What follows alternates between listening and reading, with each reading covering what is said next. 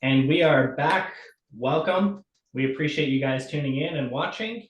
My name is Clay Norman, also known as Pliglet number 33 in all of my comedy. I am here with my mother, Jenny Thompson, who is telling us more about her life in this polygamous community. Morning. How are you? Fantastic. How are you, Mom? Good. Good. Good. So we did have a few questions, at least two good questions that came up from last week. One of those questions is where was dad in all this? And I'll cover that. There was just some complications that prevented him from being able to be there at this time. And so actually for probably the next 4 years, he's not in the picture. And like I said, it's just due to some complications. The other question that came up is more specifically for you, Mom, is what was it like and how did you manage raising 14 kids at the same time, especially on top of a newborn baby? Well, I think, first of all, I had a different mindset when I went in. I think mindset has a lot to do with it. I had the mindset of these kids were important and I was going to do the very best I could to take care of them. And I had made a promise to take care of all these kids. Yeah. So I got up early in the morning. My attitude really makes a difference. My attitude was that this was a privilege and it didn't matter how hard it was, I was going to do the very best I could. I started my mornings very, very early and got up. I needed to have time for myself. So I would get up, get myself ready for the day, took some time out to just be with me. And then I would begin my day with creating, the needs for the kids, the breakfast, the normal day-to-day needs. But if I needed that time to set aside in the morning to regroup myself, if I didn't have that, I couldn't have functioned through the day. If I didn't get up early enough to get my hair done and myself ready for the day, I didn't feel good about myself. So this was important for me to get up early enough, way before the kids, and have some time for myself. So that's how I began my days, finding that that was a survival mode. I didn't even know that it was at the time. It's just something that just kind of naturally I fell into. And in the evenings, I found that I also needed time to release whatever happened during the day. And I would find myself going outside, laying on the trampoline, staring at the stars.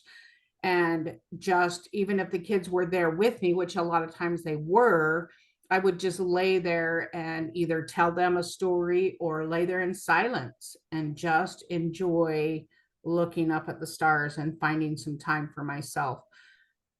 um, I find in my life that's really important to find some silent time for yourself and finding that time to reconnect yourself within yourself instead of just constantly thinking of this problem, that problem. You got to let go of it. Yeah. So that was my first survival moment. um, I worked really hard when we were at the ranch that we lived on.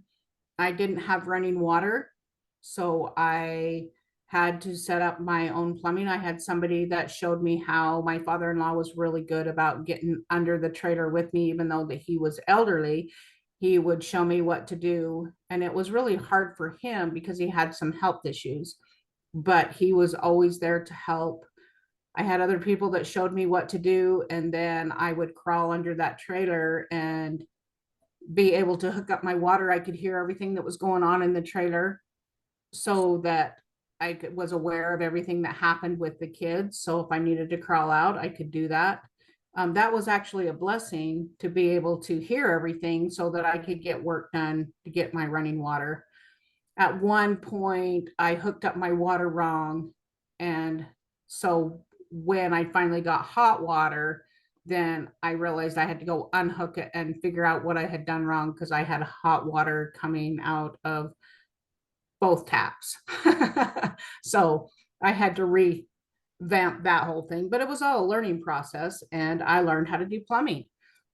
Gotcha. So, that was all good. And you become so grateful for every little thing. When you are without running water with that many children and you turn on that tap, it is the biggest blessing. You cry because water came out of the tap. It is a celebration. It's the best Christmas present. It's whatever you want to call it. You are so grateful. And to this day, if I turn on a tap and the water comes out of that tap, I'm grateful. And a lot of people don't even think about those things, how awesome it is to have water come out of a tap, Yeah. and I just find gratitude in those things because of my own experiences. I find gratitude in a lot of things that we take for granted. Yeah. Yeah. And for those of you that are just tuning in, to kind of put this into perspective, we've covered it a little bit here and there. This ranch that they moved to is in the middle of nowhere in Nevada. Clear out there. It's like a 4 hour drive on a dirt road to get there. And so living rural is a nice way to put it. Yes, it was. So people understand a little bit more about the living environment that you were in and that were has been developed here. Is it wasn't just dad, wives, and our family that was out there. There was like 3 or 4 different polygamous families that were all out in this community together. Yeah, there were more than 3 or 4, but yeah, there was several families that have moved out there. What they wanted to do is live what's called united order. It's basically where you move onto a community and you help support each other. That's how I understood united order. My dad had taught us that united order was something that you had to live, but everybody had their stewardship. And then you, from your stewardship, you gave from that to help other people, but you were responsible for your stewardship.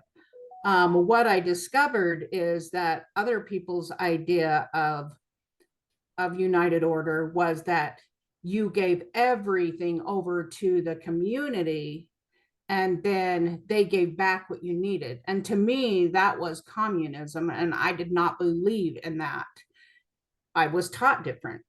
Yeah. And so coming to live on a ranch where everybody has their own ideas of how this should be lived was totally different than what I was taught. Yeah. So this dynamic in some ways started to roll out for me, discovering honestly what I believed in a lot of areas. I had a situation where a few men came into my home, and they said, "We are here to help you discipline your kids wherever they need it." And I just looked at them, and I learned how to get a backbone. And I said, "No, I can discipline my own kids, and you can leave my home." Now, you have to understand my mindset. My mindset was, here these priesthood men came in who hold the priesthood, and they're telling me that this is what they need to do. And I have just told the priesthood to get out of my home. I had never, I didn't tell people no. Yeah. Okay. And when they left my home, and I was pretty strong about it, then I actually went to my kitchen sink, and it made me physically sick, and I threw up in the sink. I learned how to stand up for myself. I learned to say, no, this is a line you're not going to cross. My children are my stewardship. I am responsible for those children, and nobody has a right to come in and tell my children to do whatever they consider. If you have a problem with my kids, you can come and talk to me. But even the women in my family did not come in and discipline my kids. So what does this person who is not a part of my family have a right to come in and discipline my kids? Yeah. We had set that rule up years ago that each mother disciplined their own kids. And if I have a problem with somebody's child, I take it to them, and it's up to them to be responsible for their children. Yeah. And this was something that I learned with the community, that there were several people that just felt like they could just come in and discipline my kids. And I had to really put my foot down and say, absolutely not. Yeah. My children are my stewardship, and I am responsible for my children. It sounds like this is somewhat kind of the first point in your life when you started to realize that you might believe in the same religion, but you believe in it differently. Yes, in some ways. I think it was a little more gradual than that. I think at this point in my life, I was discovering that my words matter, Mhm. and I needed to speak up in life. Yeah. Because it's important for me to use my words. Words are powerful, and I needed to stand up for what I believed was truth, even though it went against other people's truths. Yeah. So, was there ever any conflicts with the other polygamous families that were there where, I don't know, like, I'm sure there was maybe disagreements there, but like, did it ever get so bad to where it was like somebody had to leave the community because their agreement was just so bad? No, not necessarily. Everybody kind of, I saw families break apart, Mhm. and certain women becoming to where they would leave their husbands, and things like that started to happen, which sometimes when men don't take responsibility for their families and responsibility for the emotions of their wives, and they don't aren't honorable. To me, that's honorable. Yeah. Then they will lose their families. Being a man in polygamy gives you a lot of responsibility. Also, being a woman that lives this way, you have to respect the other person's relationships and their rights. And Mhm. if you don't, that family will break apart. So I did see that. I in myself had conflict with some of the men who were teaching their religion, and I did not agree with that. Mhm. Um, so I found myself fighting against that. I didn't ever feel a lot of anger towards it. But I did find myself standing up saying, no, this is not true. And they would say, I have the scriptures right here. This is how it is. But I was reading the scriptures at the time. And that when I would pull up that scripture and reread it, it wouldn't be the same as it was told to me. Yeah. And I feel like we need to, rather than just saying, well, this was told to me, I don't care whether it's religion, I don't care if it's the news, I don't care what it is. Don't just say somebody told me so it's the truth. You need to find out for yourself what is the truth. Yeah. Don't just take it by somebody's word, or because I went to school, or I learned this. There's always so much to learn. You learn one thing, and then you start to open your mind, and you know what? There's more of that. There's more to learn. There's more to learn. There's more Yeah. to learn. It's about being open-minded. Yeah. So you raised me very much like everybody is family. So like Yes. all the other kids from the other moms were brothers and sisters. The other moms were moms. Dad was dad. Like you, the way you raised me was that everybody was family. Yeah. Um, for me, at least how it feels is that maybe not everybody was raised with that same perspective. Because sometimes it feels like when I'm approaching other families per se, I can approach them with, "Hey, what's up, brother and sis?" And sometimes they can come across of, "Hey, what's up, cousin?" And it's more like we don't view each other the same, and it's been hard for me growing up in that way of like viewing everybody as family, but then not feeling like it's reciprocated the other way. Well, that's one thing in life that I've learned is every person picks up their own perception, Mhm. their own way of thinking. And as Yep. much as you can put the ideas and the love of family into something, you Mhm. will always have those family members that take on the perception that I was never loved, I was never accepted, I was. It doesn't matter if that is a polygamous family or if that is a monogamous family. Mhm. Every person picks up their own perception. And Mhm. you have to be open minded enough to say, that's their perception, but this is mine. And you can change your perception whenever you so choose. Mhm. But some people just get that perception, and you can't change somebody else's perception. Yeah. And you just have to accept them for where they're at and where they're living and love no matter what, because love is what heals everything. Yeah. I agree. Yeah, perception is a tricky thing because I could be viewing somebody as family and then feel like they're not viewing me as family, but that's all my perception, right? So So they I could really still want be to, viewing me as family from their perception, but I didn't get that from my perception. So right. that's all. It's a very intricate thing when you think about it, perspective and perception. It really is. And I have a story about perception that's hit me my whole life.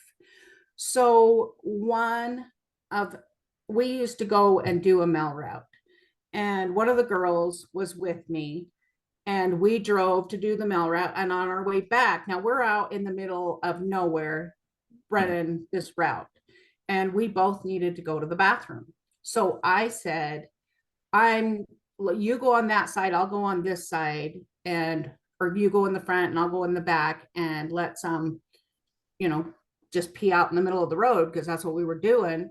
So I jumped out of the car, she jumped out of the car, and I went to go to the restroom, and the van started to roll, and all of a sudden I hear this thud on the back of the van, and I'm like, oh my God, I ran over her, and it's all I could do to run in the van and throw it in park and go around the corner in a panic that I'm going to see her body laying there. And instead, I come around the corner and I see her bare butt. And I'm like, oh my gosh. And so I burst out laughing. Well, she's mad at me. She thought I did it as a joke. So her perception was that I thought I was being funny, and I rolled the van and then I ran around to see her butt to make her embarrassed. Well, we communicated about this. This is one of those things where we're both in the same place, experiencing the same situation, but both of us have a totally different story. Mhm. That's how perceptions work. And unless you're willing to come together and communicate about it in an open-minded way, she could have stayed mad at me for years for me doing that. Yeah. But that's wasn't what I did, but that was her perception Uh-huh. until we talked about it. And now it's a funny story. But you have to understand where I was sitting, and then you understand why she saw her story. You kind of get it. Yeah. Well, perceptions are just like that. Yeah.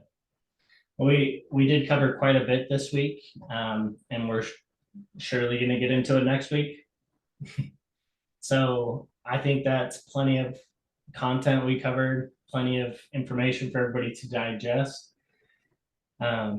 Yeah, as always, I really appreciate you, Mom. It's it's incredible to be able to hear these stories and go through life and hearing your side as well as understanding more about my side, I guess. Yeah. Well, life's a trip, it's a journey, and you might as well enjoy it while we're on this journey.